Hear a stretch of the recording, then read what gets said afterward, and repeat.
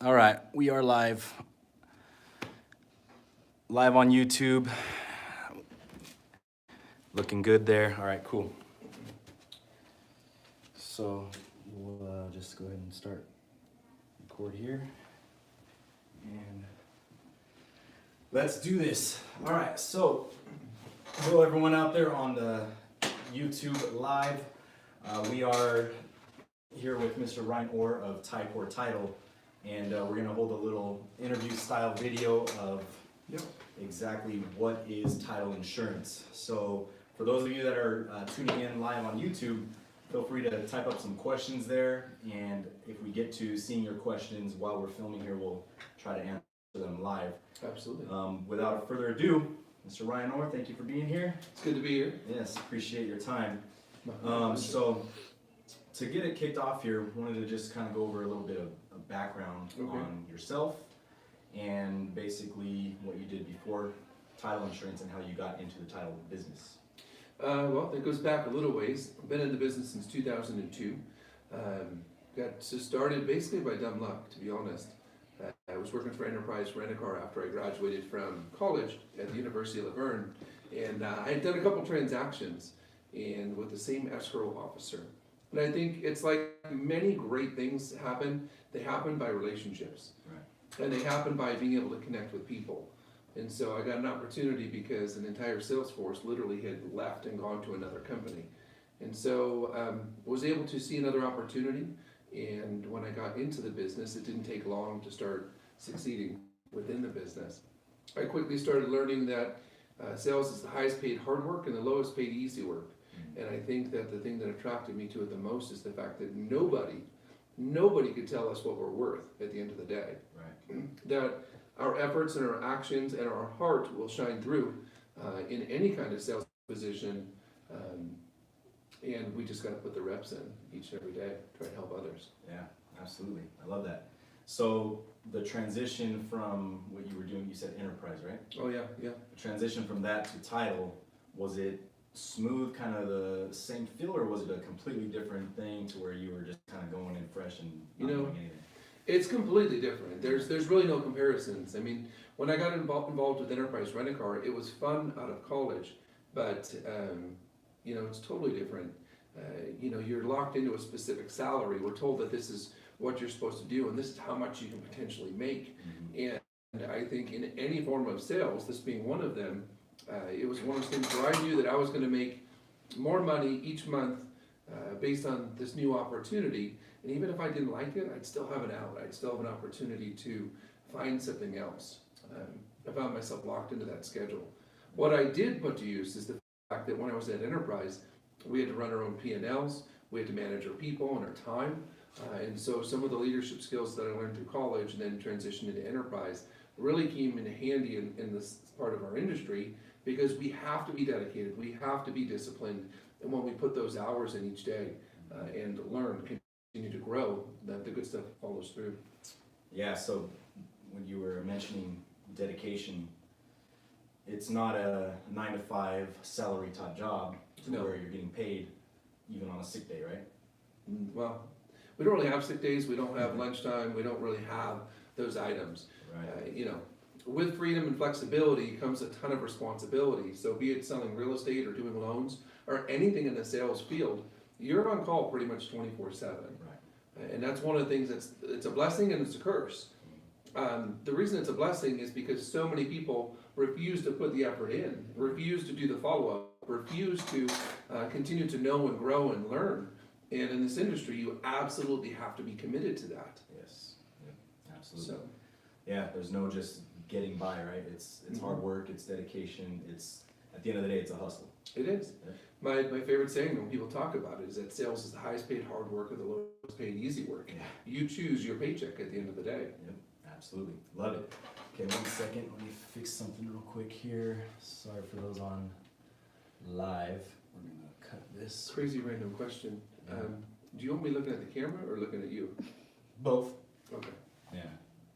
All good either way. Okay, we're going smooth zone focus. Okay, here we go. It's today, the date of closing of this real estate transaction. This represents the past and this the future. And so in looking at this, The role of title insurance is to make sure that the past doesn't come forward and haunt you in the future. Yeah. And then people might ask, well, what might haunt you? Well, there's a list of a ton of different items, but some examples could be ownership, encroachments, easements, mechanics liens, divorce, bankruptcy, just to name a few, abstracts of judgment. And so these are things that come into the real estate process, and it's our job to identify anything and everything that will affect the ownership of that property so that it's either addressed or known about before the new owner takes possession. Got it, perfect. So to kind of break that down, in a transaction scenario, we have a buyer that's buying a home, and this owner could have things that have happened while they lived there Correct? that may affect the new buyer. Correct. And what you guys do is kind of get all that up, surfaced, bring that to the surface for the buyer to know about, and for the seller to actually take care of prior to the transaction closing. Absolutely, yes. Okay. Yeah, So that way the buyer walks into a clean slate, nothing's gonna, like you said, come back to haunt them in the future. correct. So when that happens, there's two different policies in most real estate transactions, most real estate sale transactions. Typically, there's gonna be an owner's policy paid for by the seller and a buyer's policy that they buy, which is also known as a lender's policy. And that's only if they have a loan. If they don't have a loan, then there is no policy for the lender's policy on that one. Okay, so the lender's policy obviously protects the one loaning the money. the bank. Correct. Yeah, so the sellers are paying for the policy protecting the new homeowner who's coming into the property. The buyers are paying for the policy to protect the lender's interests and or their position on title. Got it. Correct. Okay, awesome. And then, so basically, you kind of covered this next question. Title insurance, it covers the buyer and the lender. Well, yes, correct. The new owner, we call it the owner's policy, New owner, right? and then the lender, if there is one. Mhm. Again, if there's not a loan, then there's no lender's policy that would be issued at that rate. Okay, got it. Now, how's YouTube live looking out there? Do we have any questions or anything? Is there any viewers? Okay, awesome. 30, perfect. All right, so, next question. Are title insurance prices regulated? Yes, Okay, absolutely. okay, We have to file our pricing with the Department of Insurance each and every time. And so that's part of a predicament that's different from where it used to be in the past. Previous to SB 133 in California, if there was adjustments that needed to be made, we could from time to time based on situations. okay. But in today's marketplace, all of our fees are locked into what we call a rate calculator. And the rate calculator does it based upon the type of transaction, the liability amount, I keep doing these like little air parentheses, Yeah, but it's we'll just fine. keep going with it. The liability amount would be the purchase price and the loan amount. And so it's on a tiered schedule based upon that, Okay. as well as, is this a regular residential transaction? Is this an owner occupied, a non-owner occupied, is it commercial? So there's going to be different variations in the schedule where policies can fall. Gotcha, okay. And who is in charge, or who is responsible for paying for these policies? Typically, the seller pays for the owner's policy and the buyer pays for the lender's policy. If that's what's most customary in California. It's different in different states. And remember, this is a sale transaction, so everything is negotiable in the market that we're currently in. Okay, meaning between the buyer, seller, and lender, Correct. not between the seller and the title company. Correct. Okay, Yeah, typically it's just the buyer and seller determining as to who's involved in this transaction, who's gonna pay for what. awesome, okay, perfect. So how much coverage for anyone out there that's maybe in a transaction right now, buying a home, or in the future, obviously going to purchase a home? And I know this is probably, you guys kind of maybe handle this for the buyers or for the new owners, but how much coverage typically should they get? If there is an amount of coverage or a tier or anything like that? Right. Well, really, it's not about the amount of coverage, it's about the type of policy that's gonna be issued. The owner's policy that most everything defaults to on most transactions, on owner-occupied ones, are what we call our extended policy. And so it has the most amount of coverages that are available to any homeowner on that transaction. If it's a non-owner occupied or units, that extended coverage does not apply. And they're only gonna get the coverage that they need. Got it. So it's only gonna be based on the liability amount. And when I use the word liability amount, it's because when we're issuing a title insurance policy, we're responsible to back our policy to the full value of that house, should anything come back up. There are some coverages that do go slightly above the value of the house at the time of purchase. So we're not gonna sell you a policy for $1 million when your purchase price is $385. It's gonna be based on the $385 number. And many of our extended policies now actually have forward coverages after the date of close. Before, it was always date of close backwards, which is the primary source or primary function of our policies, but some has coverages that do go forward as well. Okay, great. So a question just came up in my head that I didn't write down, and I probably should know the answer to this. Yeah. You know, I sell real estate, so I probably should know this. But I've only dealt with it a couple of times, so it's kind of left my mind here. From what I remember, there is a type of coverage, and it deals mostly, or it applies mostly to investors that may be flipping a home. Correct. What is that called? It's called a binder policy. Binder policy. Yeah. Okay, so what So- exactly is that? A binder policy is someone that's gonna sell the property again within 2 years' time.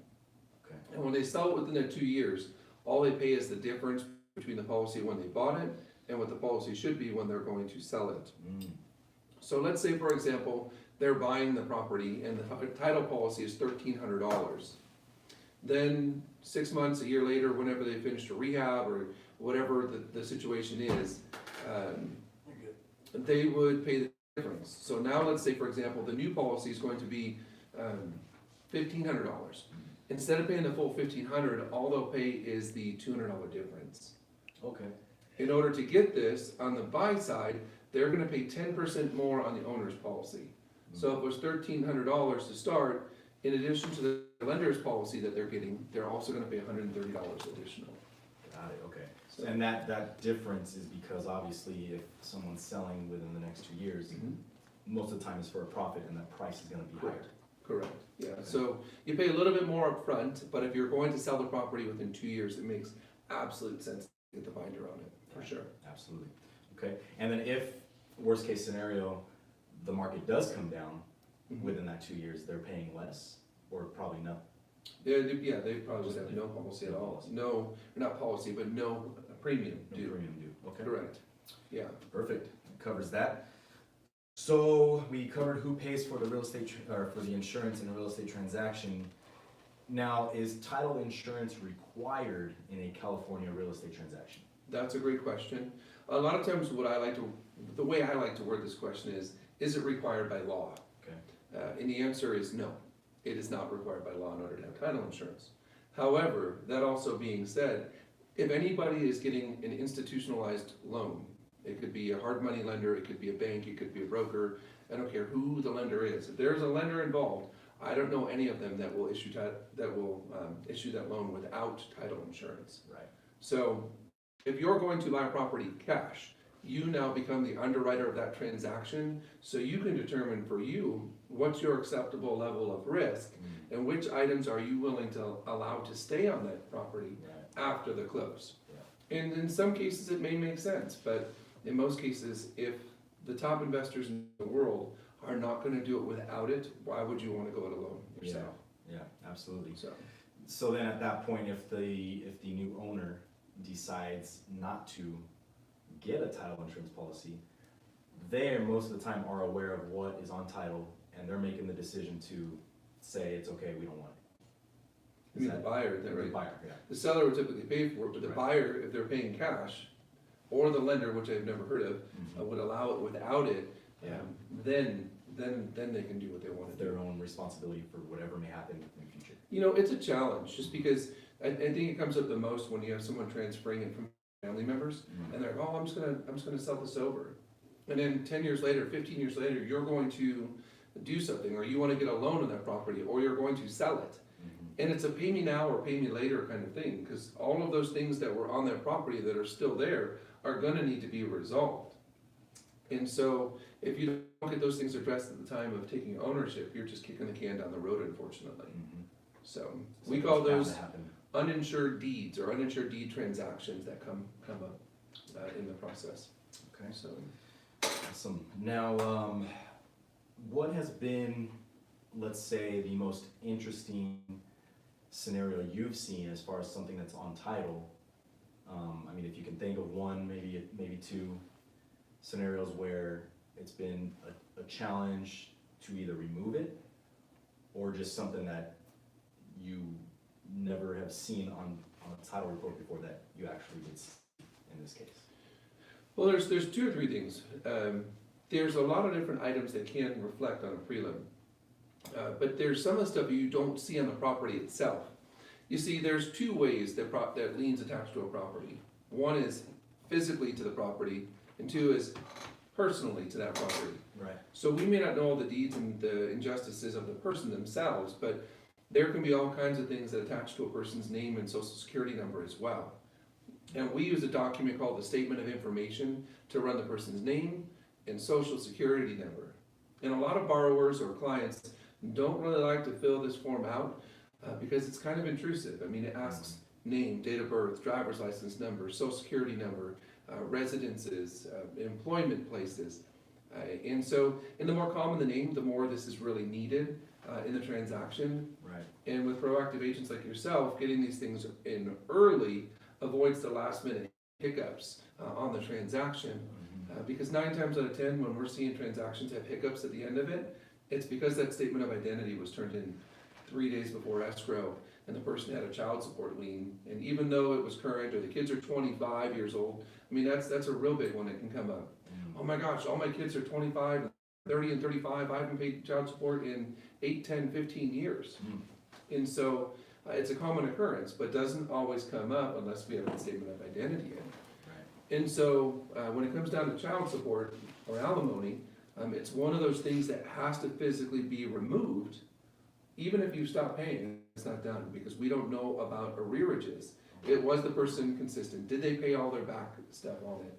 And so we actually need the release from the county or the agency that was issuing that part on there. Right now, one of our biggest challenges on, for example, the commercial or construction side is we're seeing, as well as with flippers, anybody's doing any kind of construction, most of the lenders are looking for mechanics lien coverage. There comes the see it there.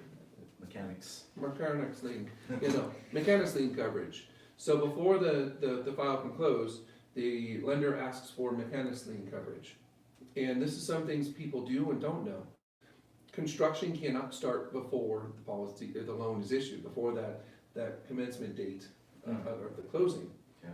Because if they do start construction before that, it breaks priority on title as to who has the rights on it. Right. And for a title insurer, if priority is broken based on those items and some files a mechanics lien and has priority over the deed of trust, well, we just had a full failure of title. Wow. There was some time ago, you might know about the Mission Inn.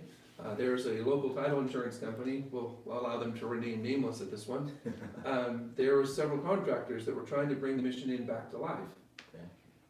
And so there was a major renovation going on it. And developer number one ran out of money and went bankrupt. Well, there was a loan on that construction portion, and this title insurance company had issued the policy. Well, the lender did some research and realized that some of the workers went in early to the Mission Inn and said, hey, these cabinets, they're just going to destroy them and throw them away. Why don't we go in there into the basement and remove all of these cabinets so we can sell them or put them in our garage or whatever we're going to do. These are like historic, right? So these contractors went into the basement of the Mission Inn at the time, removed a whole bunch of the stuff, which then started the construction process, which then led to a break in priority, which the lender, under their investigative work, found out, and they filed a claim on their title insurance policy. And this title insurance company took, I think, a $7.5 million loss because some of the contractors had gone in and started the work first. Wow. When was this? It's been a long time. It's been years. I mean, I was at the company back in 2006 and they told the story, and it was probably 15, 20 years before that. Oh, okay. So, but interesting. Wow. You think about the dollars in the 80s and 90s at $7.5 million, it's always, that's a lot of money regardless, but back then it was even more. Yeah.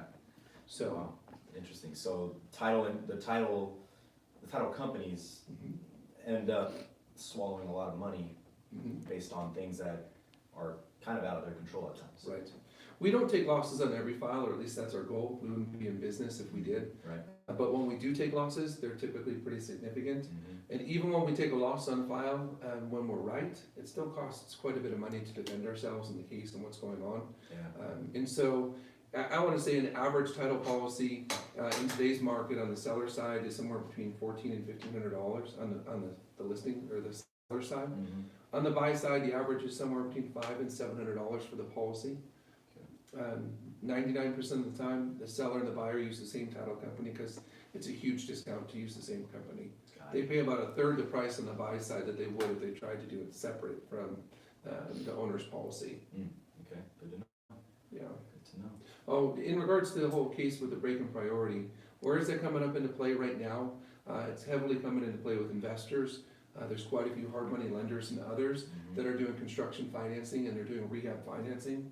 So if they're gonna renovate a house and flip it or whichever, and there's some kind of holdback accounts where they're gonna fund the construction portion of it, when they ask for the mechanics lien coverage, we send an inspector out to the house the morning of, or the property or project, the day of closing, before we'll record that file, just to validate that construction hasn't started. Wow, okay. So, but that's one of the biggest things where we're seeing the mechanics lien coverage and the challenge come up.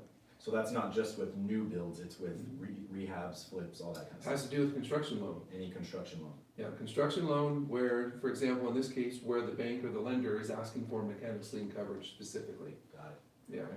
Good. Great information. So that actually covers all my questions regarding title, and I hope that helps you guys out there understand. That was actually a lot of information, but a lot more of what title actually entails. Is there anything that you feel we missed, or anything that may come up or comes up often that you would like to talk about? The only other thing I would say is that consulting some of the documentation when it comes down to vesting and the implications thereof. Vesting is also another name for how you hold the title of your property, because there's some pretty huge implications, and neither he nor I are tax attorneys. You're not a tax attorney, right? No. Okay. Yeah, no, I'm not a tax attorney, nor do I play one on TV. There are some huge implications in regards to how you hold that title.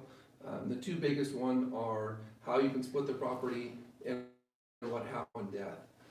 And so you want to make sure you know those, and we do have some support materials for you to see that. Okay. You know, I just think people work so hard to invest in properties or their house, and I love this country, I love Uncle Sam and so forth, I do, but I really don't want to give him a penny more than he needs or deserves.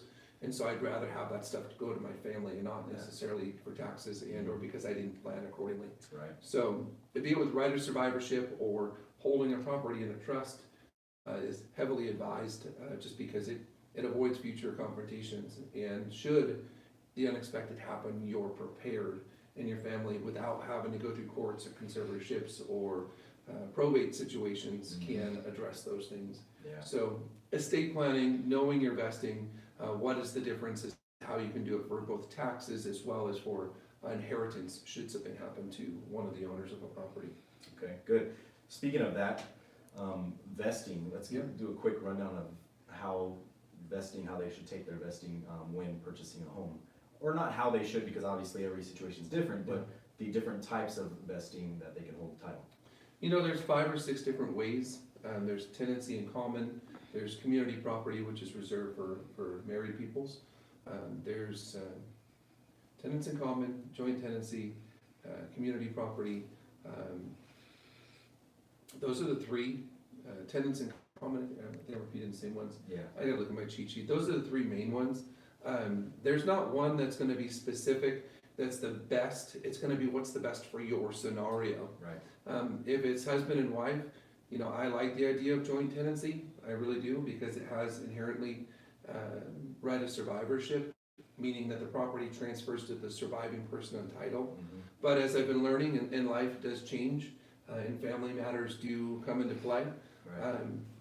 You know, in my family, for example, my dad passed away, and my mom has since gotten remarried, and she's now remarried with another gentleman, and good for her.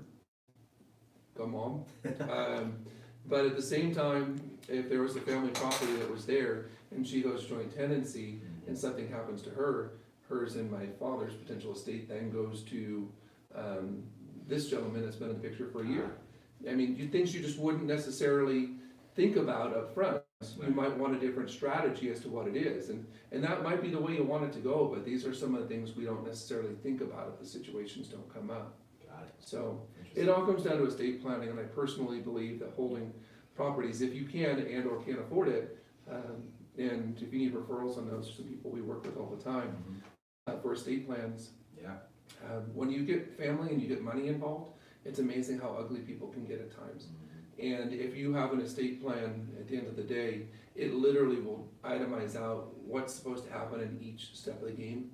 And you take that guesswork and you take a lot of the fighting, the potential challenges in fighting away from the family. So, because then your wishes have to be followed through. Right. The trust and so forth becomes a legal entity that holds those pieces in it.